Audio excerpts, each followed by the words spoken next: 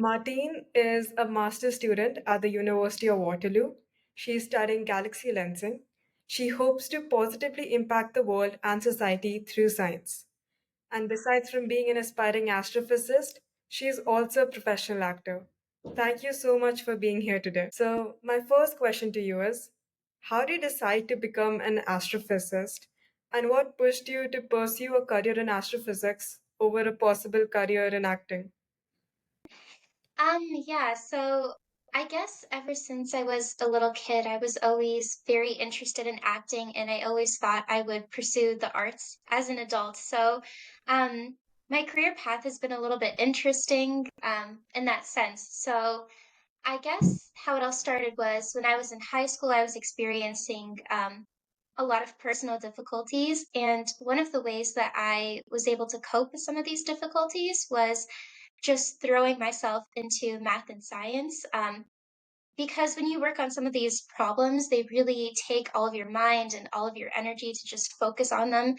And so, yeah, studying physics and math kind of became a coping strategy for me. And then over time, I really learned to love math and physics. I love that, math was the language of the universe. I found that nothing gave me more, how do I describe it? More gratification than just solving a really difficult math problem and getting it right.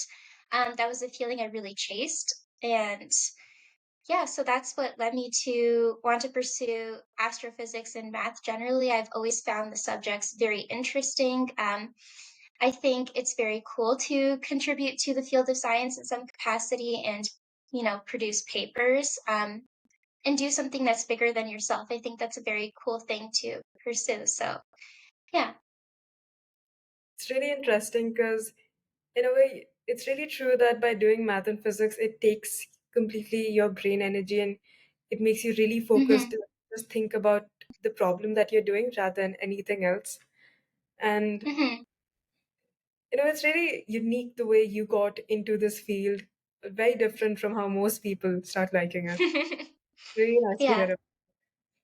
Mhm. So, I think when you get into it for the reason of just being super passionate about the field, that's one of the best motivations to get into something like this because if you're not passionate, it's very hard to stick with it long term because it is a difficult process to get into grad school and try to publish papers. So, at the end of the day, the driving factor should be that passion and motivation, or else, yeah, it's just very difficult to stick with it in the end.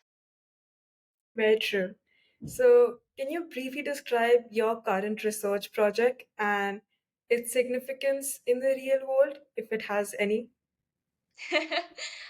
So I am currently working with Dr. Mike Hudson at the Waterloo Center for Astrophysics, and my project is about galaxy lensing. I know the name sounds a little bit strange, but there is a meaning for it. So, um, essentially, my project focuses on weak lensing, which is a type of gravitational lensing. So, with gravitational lensing, you have a lens and you have a source object behind the lens, and light from the source objects the light from the source object gets gravitationally deflected by the lens. And so what happens is the positions of these source objects get shifted because the photons are being gravitationally deflected, and you can now see things that you otherwise would not be able to see, because these objects that are behind the lens are obstructed by them. So it's really cool because weak lensing or gravitational lensing acts as a magnifying glass and it allows us to see things that would otherwise just not be visible. Um, so with galaxy lensing, kind of as the name implies, you have both the lens and source objects being galaxies themselves. And I'm very much in the beginning stages of my research project, but essentially I'm going to be looking at the connection between galaxies and their dark matter halos. So that's pretty much the gist in a nutshell. It's still in the very preliminary stages, but Sounds really interesting. So, are there any specific scientific mysteries or unanswered questions about the universe that you find really interesting? I guess one of the main questions that I find to be very interesting is what exactly is dark matter? We have a lot of theories about what dark matter is, whether it's cold dark matter or hot dark matter, the nature of it, whether it's some particle that's similar to photons that carries energy. If it you can relate it in a similar way to photons. That's a subject that I've also found pretty interesting. I don't know if this necessarily relates to astrophysics per se, but something that I've always found to be quite interesting is, for example, randomness in our universe, whether randomness is actually driven by some process we don't understand, or if you can have these physical processes that are truly random. That's also a subject that I've always found to be quite interesting. That's really interesting because I think when we start thinking about randomness, it's something I feel it's very difficult to explain, as in Hmm. what it is, because it I think brings in entropy and those all those concepts that I think because we don't understand it so well enough that we just aren't able to explain it so well in the research we're doing and so on. And I feel it'd be really nice to know more about it, to see more work happening in those areas. So Hmm. could you share any instance about a scientist or a mentor who's had a significant impact on your academic journey? Sure. So one instance of that is when I was in, I believe, grade 11 in high school. And this was when I was first sort of just getting into physics. I had a physics teacher who was super passionate about the subject. So he would, for example, stay in during breaks to help set up these really cool demos around our classroom. He would always, present little videos to show us about some physical processes. He would sometimes make these videos himself, like he would show himself generating electricity by riding a bike or something like that. Um, and I think the way he spoke about physics and how passionate he was about it really rubbed off on all of the other students. I feel it really affected us, and his passions kind of also sparked something else in us. And um, yeah, I think having him as a teacher really interested me in the field a lot more, just because, he explained how cool physics was rather than just seeing it as you're solving a bunch of mathematical equations. Because I think people tend to be very intimidated by the field because it's very math heavy, it's very rigorous, there's a lot of studying involved. But if you view it from this perspective of it helps us answer questions about the universe, then I think it's very easy to see how it's a cool field to get into. It's very important, I feel, having a good teacher early on who's passionate about the subject. And as you said, it really Hmm. does rub off on the students because having a great teacher and seeing the passion they teach with makes you passionate about what you're learning. And I feel it's really Hmm. important to have more of these teachers. So, Hmm.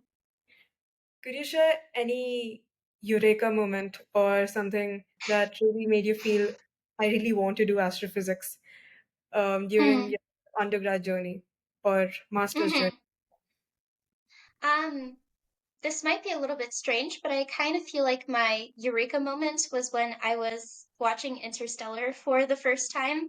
Um, I don't know why, but something about watching Interstellar and the fact that they were able to render these, mock images of what a black hole should look like. They made black hole simulations um, just for this movie. I thought that was a very cool thing.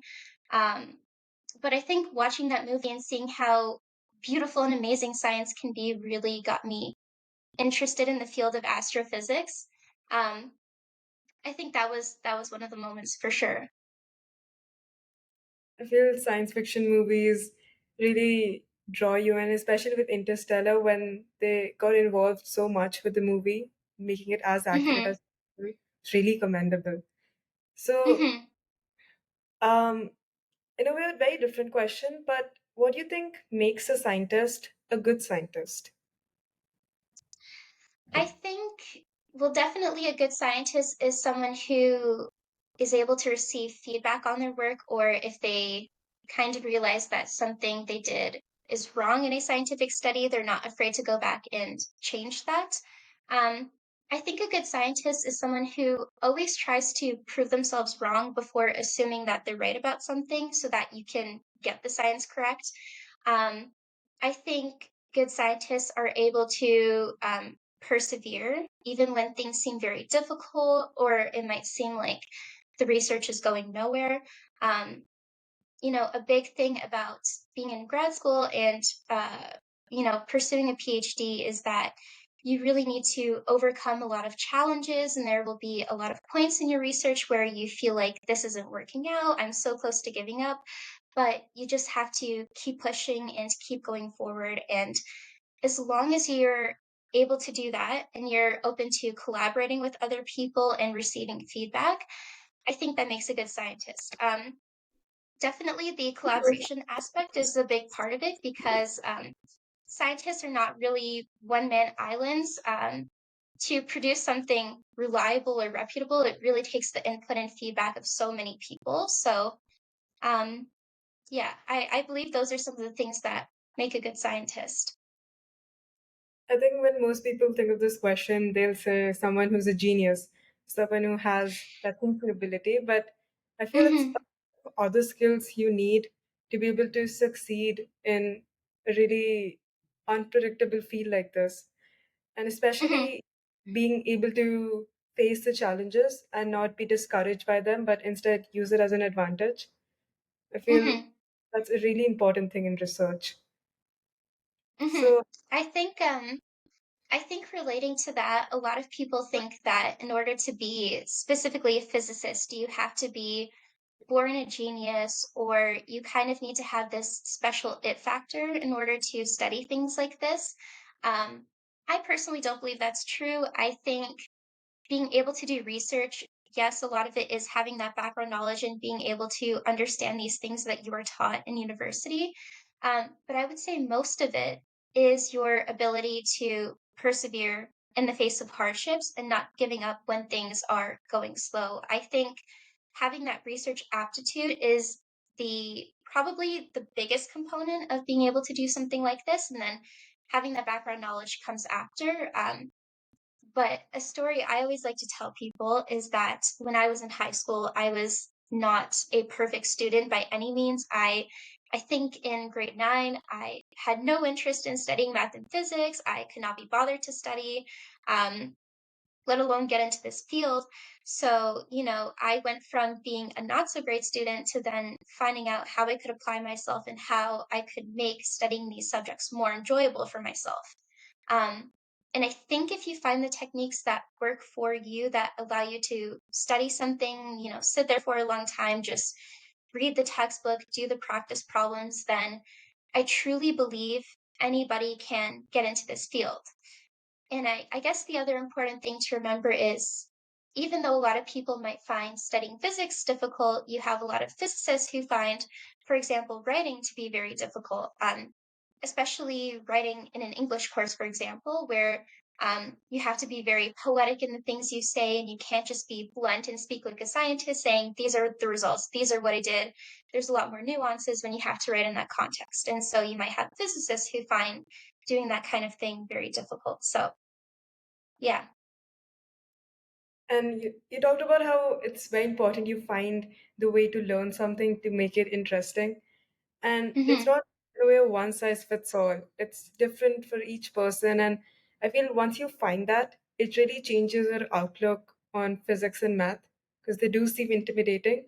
But it's once you Mhm. start understanding it through your own techniques that they get fun. So, Mhm. Yeah. I think it's amazing seeing so many young people getting really interested in physics because I think initially physics was not a very popular thing to study and there wasn't a huge interest in studying it. But now I think a lot of undergraduate programs are seeing way more people coming into this field and wanting to study physics and astrophysics. So it's wonderful to have YouTube channels like these that are inspiring other young people like yourself to pursue the same thing and contribute to science, which is really amazing. so, what advice would you give to the younger version of yourself, knowing where you are right now? I guess the advice I would give to my younger self is this is going to sound super cliche, but you are capable of doing anything if you set your mind to it.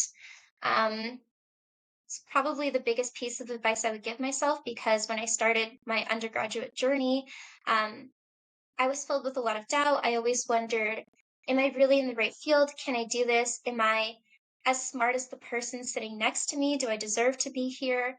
Um, and yeah, I guess going into the previous comment, I would probably also tell myself, you deserve to be here. I'm sure a lot of people have heard about imposter syndrome before, and it's very easy to feel inadequate comparing yourself to somebody else in your class. You always see the research projects they're doing. And if you study and work together, you might sometimes feel like they have more knowledge in the subject than you. But it's important to remind yourself that you're here if you're passing your courses and moving on to second, third year. That's showing you that you're putting in the work to be here. You have the knowledge and skills to progress in this field and that you shouldn't stop.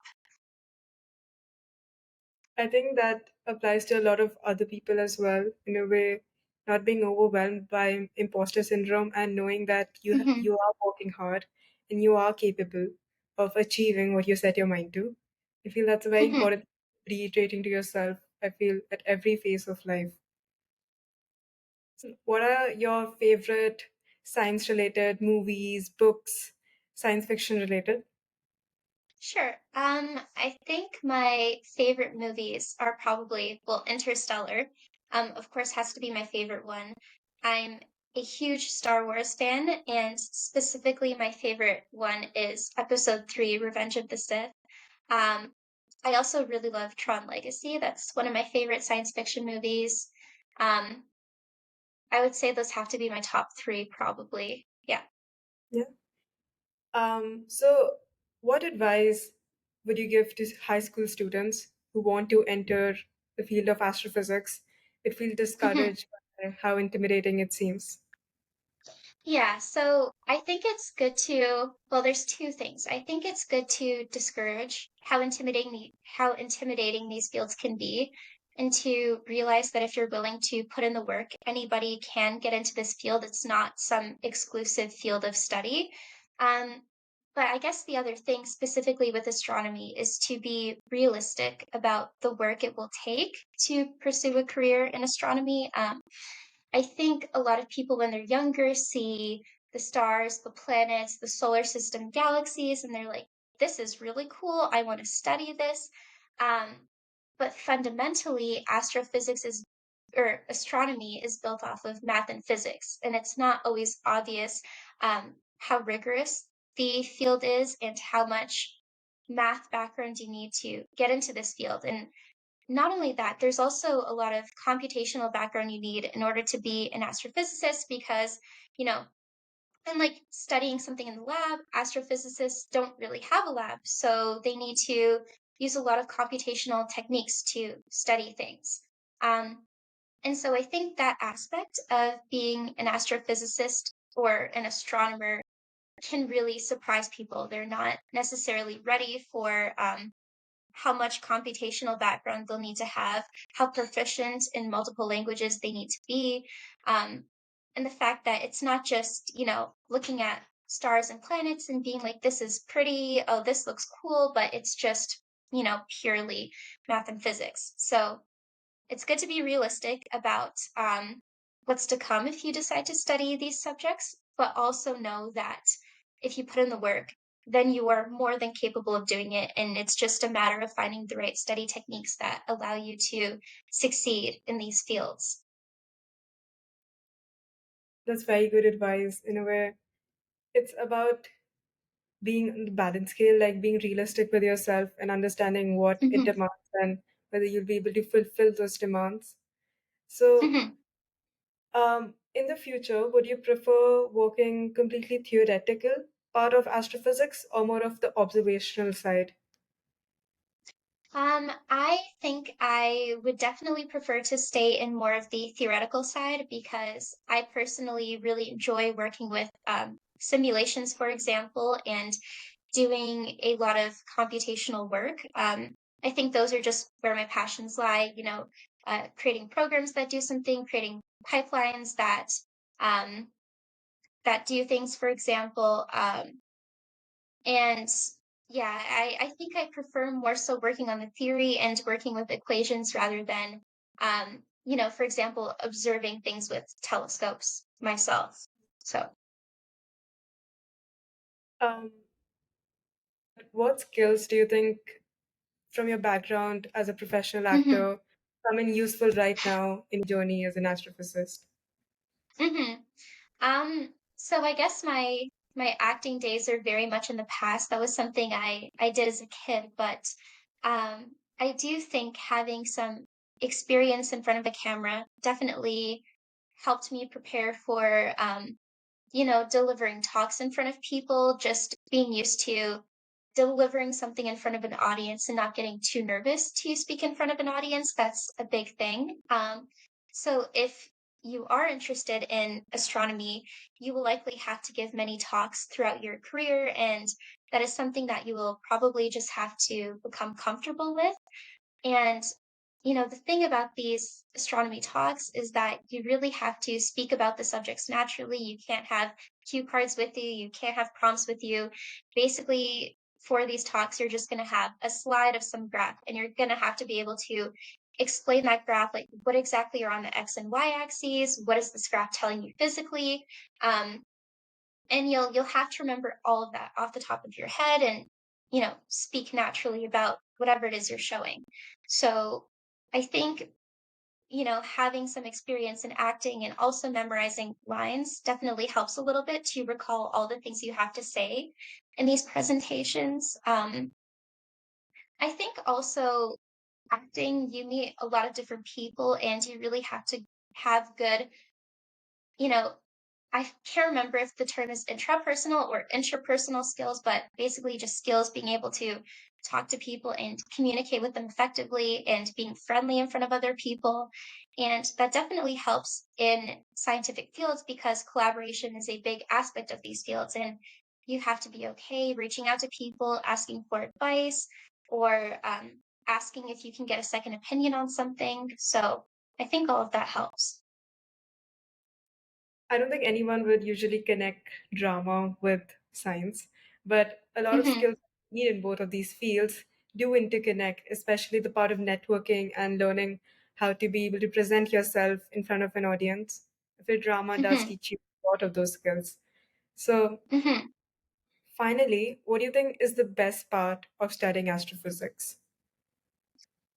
I think the best part of studying astrophysics is to, really be, well, I think at the forefront of scientific innovation. I think it's very it's very cool to be studying something that nobody else has studied before. I guess that's a very general thing if you're doing your master's or PhD. You're always studying some unique topic that nobody has really looked into before, and it's your own thing.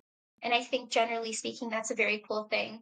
Um, and with astrophysics, I mean, who wouldn't enjoy solving some of the mysteries of the universe and understanding where we come from, how things work? Um, the other great thing about astrophysics is that studying some of these astrophysical phenomena allows us to better understand some of the things that happen on Earth. So, well, not just happening on Earth, but it, there are connections between astrophysics and, for example, neurology. Um, so, you know, a lot of astrophysicists have created these programs that are neural networks, or sometimes uh, the way some of these things look are similar to how brain synapses look when you have signals firing off. And some of these programs can also be used in biophysical techniques, which I think is a very cool thing. So, yeah. That's really nice to hear. Thank you so much, Martine. It was really nice to hear about your journey. I hope my audience learned a lot from this as much as I did.